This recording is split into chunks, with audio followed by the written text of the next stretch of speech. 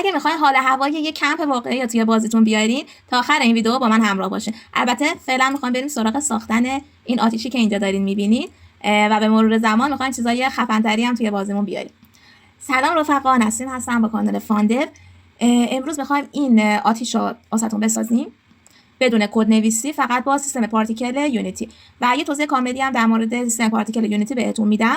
توی ویدیوهای آینده هم احتمالاً میخوام افکت‌های بیشتری بهتون نشون بدم، چون طبیعتاً این افکت‌ها کلا خیلی توی بازیاتون کاربرد زیادی دارن و اینکه بلد باشین چه شکلی اینا رو بسازین خیلی مهمه.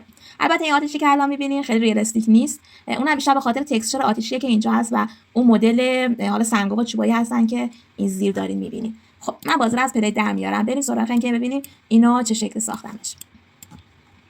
خیلی خوب. این سنگا که مدل سنگای زیرش خب طبعا مدل از سایت پولیپیزا گرفتم مدلشو، میتونید برید دانلود کنید، هست کلا توی اینترنت رایگانش و لوپولی هم هست.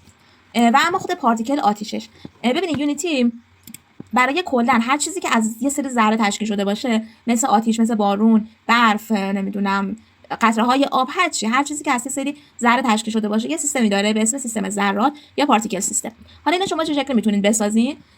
توی هایرارکی که برین یا با اون علامت مثبتی که این بالا هست بزنید روی افکت که برید افکتس پارتیکل سیستم دارید، یا میتونید همینجا رایت کلیک کنید و اینجا دوباره روی افکتس بزنید و روی پارتیکل سیستم کلیک کنید. وقتی روش کلیک میکنید یه همچین چیزی ببینید یه سری ذره داره از یه جایی میاد بیرون، از یه حالا اینجا میدونی مخروطه که داره میاد بیرون. پس یه پارتیکل سیستم خام این شکلیه. حالا چی کار میکنیم؟ چه تنظیماتی باید روش بدیم که شبیه این آتیشه بشه؟ و اینم بگم این قسمت کد نویسی نداره. میتونیم یه سری از پارامتراش رو با کد تنظیم کنیم. مثلا وقتی شما نزدیک آتیش میشین میتونید وقتی دکمه ای را مثلا توی بازی‌ها که میزنین آتیش خاموش رو روشن کنید، یا از این قبیل تنظیمات که میتونید با کد بدین، ولی برای ساختن اولیه‌اش نیاز به کد ندارید. حتی برای این نوری هم که داره دور و برش کم و زیاد میشه اونجا هم نیاز به کد ندارید. خب بریم روی همین آتیش بررسی کنیم که من قبلا ساختمش. این کلا از چی ساخته شده؟ ببینید این خودش پارتیکل سیستمه و از دو تا پارتیکل سیستم زیر مجموعه و یه نور ساخته شده که این خود پارتیکل اصلی آتیش این هست. من الان اون کلا جرقه هاشو خاموش میکنم، اسموکش هم خاموش میکنم. ببینید این چیزیه که الان میخوام بهتون توضیح بدم، یعنی فقط این شعله های آتیش خالی بدون اون چیزایی که اطرافش بود و دودی که ازش میاد بالا. چه شکلی ساخته میشه؟ شما اگر روی پارتیکل سیستمتون کلیک کنید توی هایرارکی و بیاین توی اینسپکتور، توی پنجره اینسپکتور یه کامپوننت پارتیکل سیستم اینجا میبینید. یه سری حالا پارامتر داره، یه سری که نه خیلی پارامتر داره که من اونایی که کاربرد بیشتر داره رو واسهتون توی این افکت توضیح میدم و بقیه اون چیزایی که مونده رو روی افکتای بعدی که آموزش در آینده میذارم یکی یکی واسهتون توضیح میدم، چون اسم میکنم اینطوری بیشتر تو ذهنتون میمونه تا اینکه تک تک اینا رو بخوام بهتون یکی یکی توضیح بدم. خب اول از همه شما میتونید مدت زمان پخشش رو بذارین. اگه این لوپینگش غیر فعال بشه، شما وقتی اینا پلی میکنید فقط 1 ثانیه واسهتون این آتیش روشن میمونه. پس این یک به معنی مدت زمانیه که این طول عمر داره اجرای این پلی شدن این. اما اگه شما این لوپینگ رو بزنید، این پلی که میکنید همینطور پشت سر هم دیگه واسه خودش پلی میشه. خب مورد بعدی که به نظرم خوبه بدونید استارت دیلیه. میتونید بگین که اولین باری که این پلی میشه با یه دیلی بشه، مثلا 1 ثانیه صبر میکنه بعد شروع میکنه به کلا چی میگن روشن شدن پارتیکلتون. یه مورد بعدی استارت لایف تایمه. استارت لایف تایم یعنی اینکه چقدر طول عمر داشته باشه هر کدوم از این ذره ها. ببینید این ذره ها مثلا یه تکسچر از سری تکسچر تشکیل شده، این تکسچر شروع میکنه نمایش داده میشه و کلا دیسترو میشه، یعنی کلا ناپدید میشه. حالا از زمان ساخته شدن تا پدید شدنش چقدر طول بکشه؟ ما اینجا میگیم 64 صدم باشه این مقدار. استارت اسپید الان ببینید اگه من اینو زیادتر کنم هر ذره ببینید طول عمرش بیشتر میشه، ببینید بیشتر طول میکشه تا کلا از بین بره. خب برش میگردونه به حالت قبل. یه استارت اسپید داریم که سرعت این آتیش رو نشون میده که چقدر باشه. من روی یک هفته هم تنظیم کردم. اینا معمولا چیزایی هستن که شما با آزمون خطا و تمرین کردن میتونید متوجه بشین که یه افکت ها چه مقداری مثلا واسش مناسبه. من چون می‌خواستم خیلی سریع اینا بیان، یک هفته هم سرعتش به نظرم اوکی بود.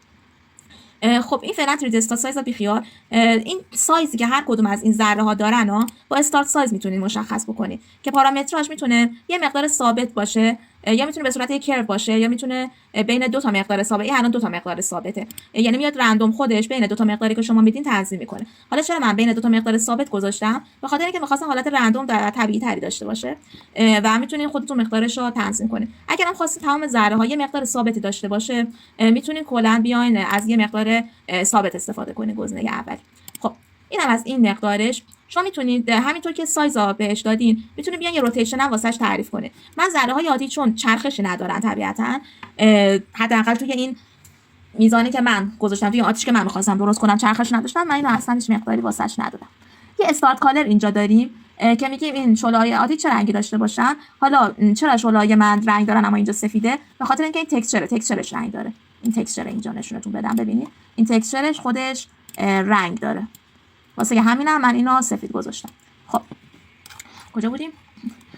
استارت کالر بودیم. اینا میتونی رنگش رو متفاوت بذاری. حالا میتونه یه رنگ باشه، میتونه یه پنلی از رنگا باشه، بین دو تا رنگ، بین دو تا پنل رندوم کالر باشه و اینا. حالا گزینه‌هاشو خودتون باهاش بازی کنید، متوجه میشید به چه صورتی هستن. خب مورد بعدی که به نظرم مهمه این گراویتی هست که شما میتونید گرانش ذره ها رو مشخص بکنید. که مثلا من اگه اینو زیادش کنم، ببینید گرانش زیاد شد، یعنی زمین ذره ها رو به سمت خودش میکشه. من نمیخوام گرانش داشته باشه، پس اینو یکم کمش میکنم که یه مقدار هم حتی به سمت آسمون بره. شما اگه منفی کنید این گرانش کلا عکس عمل میکنه، یعنی به جای اینکه زمین به سمت خودش بکشه ذره ها رو یکم به سمت هوا معلق میشه. خب این سیمولیشن اسپیسش، حالا بخوام راحت‌تر بهتون بگم، اگه لوکال باشه، مثلا اگه من الان بزنید روی لوکال بذارم بهتون نشون بدم بهتره. ببینید من این آتیش رو تکون میدم، شعله‌های آتیش رو دقت کنید، همون نقطه ثابتن، با نقطه‌ای که من تکونش دارم میدم ثابت مونده. حالا بزنینش روی ورد، ببینید ذره ها دارن کشیده میشن با من و یه حالت طبیعی تری مثلا برای مشعل اگه بخواید درست کنید، شمع بخواید درست کنید، چیزایی که کلا متحرکه بخواید درست کنید، یه حالت طبیعی تری میده. پس اگه همچین چیزی لازم دارید بزنید روی ورد، اگه اینجا مثل من نیاز نداریم بزنید روی لوکال بمونه. خب الان این سر جاشه؟ آره تقریبا سرش. خب بریم سراغ موردهای دیگه که به نظرم مهمه توی این قسمت بدونید. این پلی آن اویکا که میبینید، اگه تیکشو بزنید به محض اینکه بازی رو پلی میکنید این شروع میکنه به شروع شدن افکتتون و افکت استارت میزنه. اما اگه این تیکا برداری میتونید با کد بهش بفهمونید و این آتیش خاموشه وقتی که پلی میکنید و میتونید با کد بهش بگید مثلا وقتی من نزدیک میشم دکمه ای رو میزنم تو بیا این آتیشو برای من روشنش بکن و اونجا با کد بهش میگین که پارتیکل سیستم داد استارت یا حالا پلی هر چیزی که هست. خب مورد بعدی که میخوام بهتون بگم امیشنش هست. امیشن چیه؟ امیشن تعداد ذراته. الان من اینجا گفتم که طول زمان بیا 42 بذار، یعنی 42 تا ذره برای من توی لحظه میسازه. این طبیعتا هرچی بیشتر باشه از نظر پرفورمنسی بازیتون رو به مشکل میخوره، هرچی کمتر باشه تعداد ذراتش درست کمتر میشه، اما خب از نظر پرفورمنسی خیلی بهینه تر است. من الان دارم کمش میکنم، ببینید الان کوچولو شدن کلا آتیشا. خب زیادش میکنم، ما فعلا با پرفورمنس کاری نداریم، نه دیگه تا اینقدر زیاد کم کن، خیلی زیاد شد چرا هم سه خوبه. خب حالا یکی هم هست با دیستنس، یکی با زمانه، باز شد، یکی با زمانه یکی با دیستنسه. این دیستنس اینه که به ازای هر جابجایی که اتفاق میفته این زیاد میکنه، یعنی ذره میسازه. مثلا شما دیدین که یه نفر حالا شاید کال آف دیوتی بازی کرده باشین، یه کلاسی داره که وقتی میدوین آتش زیر پاتون میزنه. شما میتونید این ریت اوور دیستنس رو فعال کنید و هرچی به ازای حرکتی که میکنید واسهتون ذره میسازه. این الان با حرکت میسازه البته، اما اگه صفرش کنم هم اتفاق نمیفته، این اتفاق نیفتاد چون داره با زمان میسازه. اما توی اون حالت میتونید ریت اوور تایم رو صفرش کنید و فقط زمان این شروع میکنه به ساختن که شما حرکت بکنید، با حرکتتون کلا میسازه. اینم نمیخوایمش. خب یه مورد دیگه داره، شیپ که شما میتونین هر شیپی که میخواین رو بدین که واسهتون شروع کنه به ساختن. مال من الان یه حالت مخروطی داره، یعنی از یه مخروط میاد بیرون، میتونید مثلا باکسش کنید. ببینید حالت نمیدونم چقدر توی ویدیو واضح باشه، اما الان از یه باکسی داره این شعله ها رو میده بیرون. میتونید مثلا مشش کنید یا مثلا سیرکل بکنید. از یه دایره داره این شعله ها رو میده بیرون، از ته یه دایره داره میده بیرون. خب فعلا برای من همین چیز خوب. مثلا کرم داره، سیر میتونید بزنید کرش کنید از همه جهات. ببینید کره بزنید از نقطه‌ای که ما داریم به سمت تمام جهات یک کره میاد، آتیشو میده بیرون. خب فعلا میریم روی همون کار خودمون. من مخروط زدم چون اگه دقت کرده باشین آتیش از یه حالا قسمت دایره‌ای به سمت بالا حرکت میکنه و اگه زاویه‌شو عوض کنم، مثلا اگه الان زاویه رو زیاد کنم، اون بالا رو اگه ببینید این دایره مخروط بالا بازتر میشه، یعنی این آتیشا به سمت این طرف و اون طرف تر هم میتونن حرکت کنن. اما اگه شعاعش کمتر بکنم اینا متمرکز فقط به سمت یه نقطه. حالا بزنید خیلی زیادش کنم، ببینید الان بازتر شد، از یه نقطه دارن میان اما پراکنده میشن به سمت بالا. اما اگه جمعش بکنم خیلی متمرکز تر میشه آتیشم. خب و اون شعاعش هم که اون پایینی است، یعنی شعاعش رو اگه بزرگ کنم ببینید اوه چی شد، همونجا رو آتیش کشیدم، اون کف پایینش معمولا جابجا میشه. الان من شعاعش رو کم میکنم و منحصر میکنم به نقطه‌ای که کمپ من داره، این کمپفایرم داره میاد بالا. اینا هم مقادیر هستن که باهاشون باید بازی کنید، یکی ببینین چه شکلی روی افکتاتون تاثیر میذارن. حالا گفتنش به نظرم به جز طولانی شدن ویدیو هیچ تاثیر دیگه ای نداره. اینا هم میتونید بگین که از خود کفش بیاد بیرون اون ذرات، یا اینکه از بدنه بیاد، ولوم از بدنه این مخروطه میاد.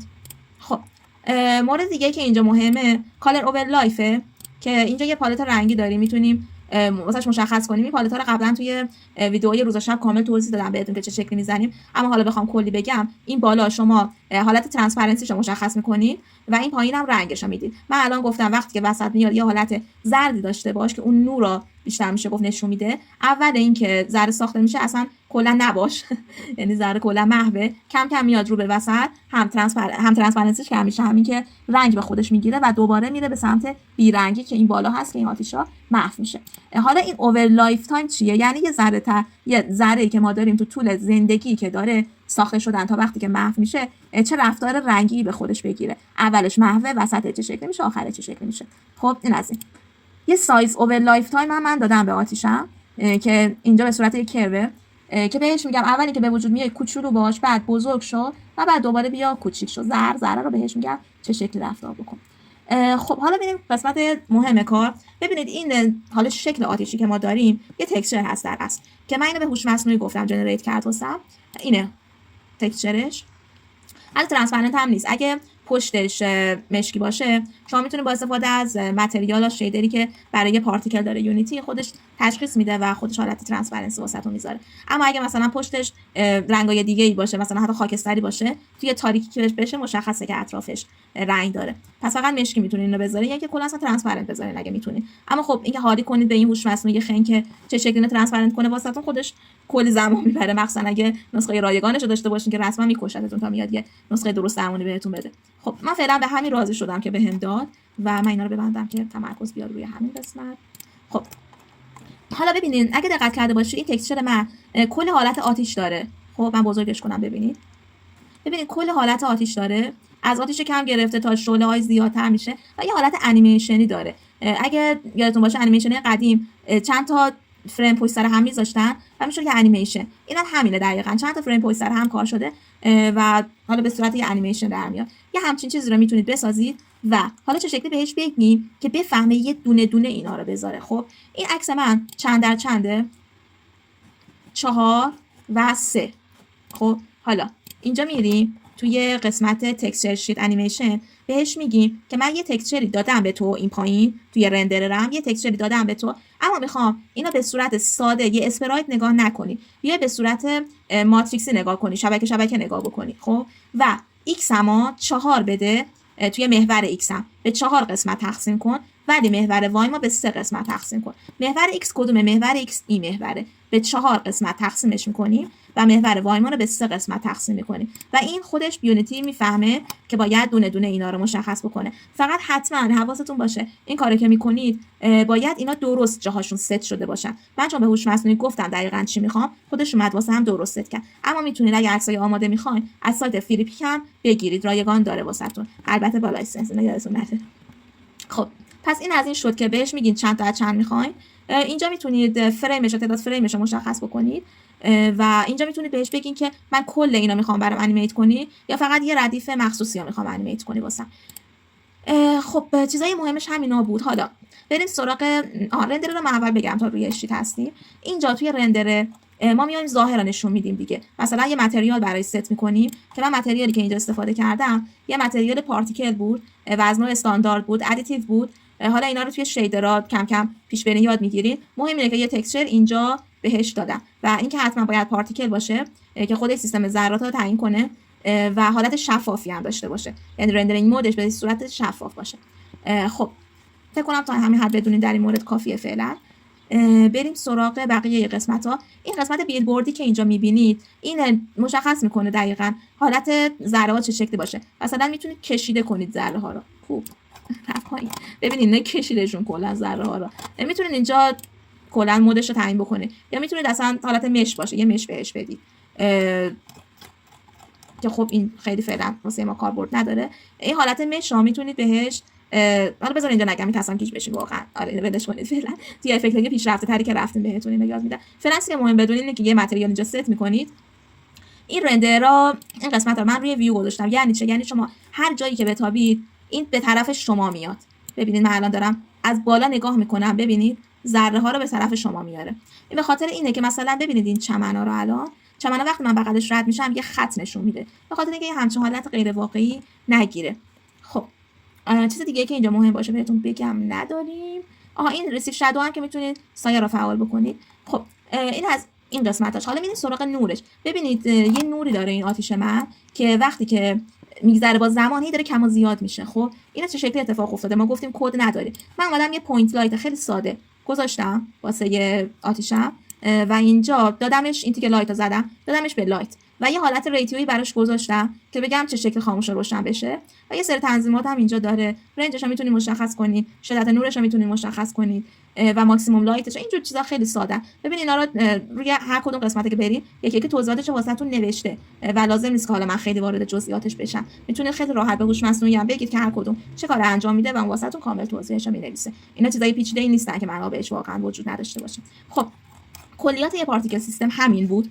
حالا من گفتم که دو تا زیرمجموعه داریم، اون زیرمجموعه هم همینه دقیقاً، فقط با یه سری تنظیمات متفاوت. مثلا استارت کالر هم فرق داره، نمیدونم امیشن هم یکم مقدارش فرق داره، شیپ هم فرق داره، یا از این جور تنظیمات. فقط تنها دو تا تنظیمات دیگه که متفاوتن اینجا برای این جرقه هایی که حالا میزنه. جرقه که نیست، اینا چی بهش میگن؟ گدازه آتشی همچین چیزی. اینه که من یه شتابی بهش دادم، یعنی اون سرعت ها اومدم محدود کردم بهش، گفتم از یه حدی سرعتت بیشتر نشه، سرعت 2 دادم بهش و چیز دیگه ای متفاوت توی این یکی نداریم. پس اینجا فقط سرعت رو محدودش کردم و توی این دوده بخوام بگم چیز متفاوتی باشه یه قسمت کالیشن اضافه تر داریم و آره فقط یه قسمت کالیشن اضافه تر داریم. این کالیشن چی کار میکنه؟ ببینید این دودای منو دارین میبینید داره میره رو هوا. ببینید تا کجا میره. من میام یه کیوب وسط راش میذارم. خب ببینید دودا به این کیوبه میخوره و میاد پایین. از این کیوب بالاتر نمیره ذرات من. کالیشن همون فیزیکه، یعنی شما به ذراتتون فیزیک میدید. حالا اینا کجاها کاربرد داره؟ مثل همینجا توی مثلا کلبه توی چادری هستین میخوان آتیشتون دودش بیرون نره، یا بارون دارین میخوان بارون به زمین که میخوره یه افکت دیگه پاشیدن قطره مثلا بیاد، یا میخواین بارون روی سقف خونه‌تون بچکه و داخل خونه نیاد. اینجا هست که این کالیشنه به کار میاد و میاد شما را محدود میکنه، ذره های شما را فیزیک میده. طبیعتا مشکلات پرفورمنسی به وجود میاره، پس مراقب باشین برای استفاده کردن از بعضی از این امکاناتی که پارتیکل بهتون داد. خب این آتیشی بود که من درست کردم. حالا بخوام یکی یکی اینا رو تنظیماتش هم بدونشون بدم که خواستین حالا بسازین بدونید. میتونید اینجا رو پاس کنید دیگه، نمیدونم چه شکلی باید نشونتون بدم. میتونید این قسمت رو پاس کنید. خود فایری که ساختم این تنظیمات رو داره، ذرات زاویه و ایناشو میتونید اینجا ست بکنید. قسمت دیگه همین کالر بود که کالرش به این صورت هست. این هم که خب یه ساده ای داره. تنظیمات اینجا که 4:3 بود. این لایتمون که پوینت لایت همینجا بود و مقدار ریتیوش عوض کردم و رندررمون هم که ساده چیز خاصی نداشت و این تکسچر هم که گفتم ازش مصنوعی گرفتم. برای اسپارکلش هم که بخوام یکی یکی بهتون نشون بدم، این هم دقیقاً این تنظیمات داره. امیشنش روی 25 قرار دادم، شیپش هم که روی همون مخروط قرار دادم، مثل آتیش هم هست، زاویه با ایناش به این صورت هست. از بیس میاد اینم. شتابش هم که 2 گذاشتم. کالر اوور لایف تایمش مثل همونه، فقط یه مقداری نارنجی تهش اضافه کردم. سایزش هم که خب به مرور زمان زیاد میشه، یکم زیاد میشه بعد دوباره به صورت نزولی میره پایین و یه روتیشنی هم راست اینجا یه روتیشنی هم داره، چون دود طبیعتا میچرخه ذره هاشو میره بالا، پس اینجا یه روتیشن کوچیکی هم بهش میده و رندررش هم دقیقاً مثل همونه و با یه متریال متفاوته. این راست اسپارکل بود، اسموک نبود، اسپارکلمون بود. اسپارکل هم خب میچرخه دیگه. حالا اسموکمون که دودمونه، تنظیماتش به این صورت هست. رنگ استارتش یکم متفاوته و حالت ترانسپرنسی بیشتری داره. اینجا یه استارت روتیشنی هم بهش دادیم، از 0 تا 360 درجه به صورت رندوم میچرخه. بقیه مواردش تقریبا همونا هستن. گراویتیش -1 گذاشتم که بره بالا. امیشنش 4. حالا این اوور دیستنس من روشن کردم واسش که اگه تکونش دادیم و اینا یه مقدار اضافه بشه. یه شیپی هم که دقیقا مثل همون قبلی هست. خب این شتابش هم که خب محدود کردم مثل قبلی. رنگشه که رنگش هم خب حالت ترانسپرنسی بیشتر اینجا داره. سایزشه که به صورت میره بالا همینطور، چون دود اولش کمه بعد بزرگ میشه و پخش میشه توی هوا. روتیشنی هم که گفتم دود بالاخره میچرخه میره روی هوا. بین دو تا چیز گذاشتم، دو تا کرب گذاشتم واسهتون. کالیشن هم که خب گفتم الان چرا کالیشن واسش گذاشتیم. و تکسچر هم که دوباره یه تکسچری داره که مثل قبلی هست. 4 تا حالت دوده که به صورت 2 در 2 تنظیم شده و رندررمون هم مثل قبلی ها هستن و تغییر آنچنانی ندارن. خب این از آتیش. اگه دوست داشتین بنویسین واسم کامنت بذارین. حالا اگه شد این فایل‌ها رو سعی می‌کنم آپلود کنم روی درایو یا حالا هر جای دیگه‌ای و در اختیارتون بذارم. اگه نتونستین از روی ویدیو اینا رو بسازید، خود آتیش در اختیارتون میذارم فایلشو. ممنون که تا اینجا ویدیو همراه من بودین. لایک یادتون نره، واسم کامنت بذارین، نظرتون رو بگین. اگه جایی متوجه نشدین تا واسهتون توی ویدیو مجزا بیشتر و بهتر توضیح بدم. پیج اینستاگرام بالاخره پیج اینستاگرام زدم تا بتونید راحت‌تر با هم ارتباط بگیرید. اونجا هم میتونید بهم دایرکت بدین و حتما جوابتون رو میدم. دیگه چی می‌خواستم بگم؟ سابسکرایب هم اگه نکردین بکنید که کلی ویدیوی خفن واسهتون دارم. ممنون از وقتی که گذاشتید. فعلا خداحافظ.